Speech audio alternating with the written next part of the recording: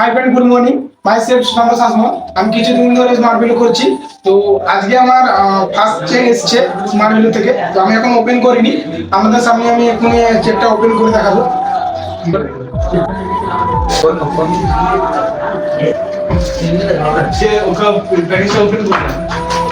Already প্যাকেজটা এখন open করলাম। তো এই ফার্স্ট আমি ওপেন করলে আমাদের সামনে এখনই আমি দেখাবো।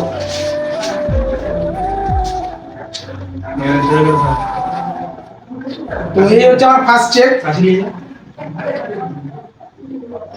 এই হচ্ছে আমার ফার্স্ট চেক। তো ফার্স্ট অফ অল আমি কিছু বলে দিতে চাই।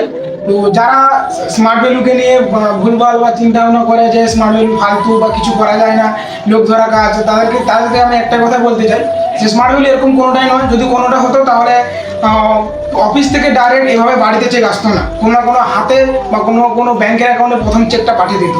তো যদি এরকম হতো তো ওরকম এভাবেই পাঠিয়ে দিত। তো কারণ ওরকম নয় বলে আজকে দিল্লি থেকে অফিস থেকে ডাইরেক্ট আমার বাড়িতে ফার্স্ট চেকটা এসছে। তো যারা সত্যি বলে যে স্মার্ট ভ্যালুতে কিছু হয় না, ফালতু কাজ, যেখানে কিছু করা যায় না, ইনকাম হয় না, তাদেরকে একটা কথাই বলবো যে যদি এরকম ফালতু হতো তো পোস্ট অফিসের মাধ্যমে বাড়িতে টাকা পাঠাতো না, চেক পাঠাতো না। আর সত্যিই লাকি যে স্মার্ট ভ্যালু পেয়েছিলাম। তো স্মার্ট ভ্যালু পেয়ে নিজেকে অনেক ধন্য মনে করেছি।